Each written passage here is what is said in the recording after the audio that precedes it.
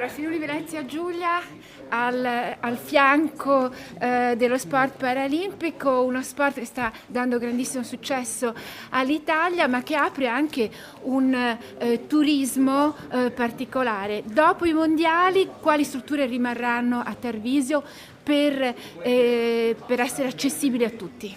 Intanto va ricordato che il Friuli Venezia Giulia ha un record importante, è tra le regioni italiane nei primissimi posti per il numero di atleti che ha in genere rispetto agli abitanti, e vogliamo farlo anche per quanto riguarda la disabilità. C'è un impegno concreto con la consulta disabili, lo facciamo sia al mare che in montagna. In questo caso abbiamo organizzato, anzi co-organizzato ovviamente per la nostra parte, i mondiali paralimpici di sci. E cosa resterà? Intanto un'infrastruttura importante, quella di Tarvisio, con una neve anche artificiale, perché purtroppo ancora la neve non è arrivata, ma una pista ottima, e poi ovviamente infrastrutture che sono pronte all'accoglienza di chiunque voglia raggiungerci e di chi in particolare ha delle disabilità. Quanto è importante a livello culturale una manifestazione del genere per il Friuli?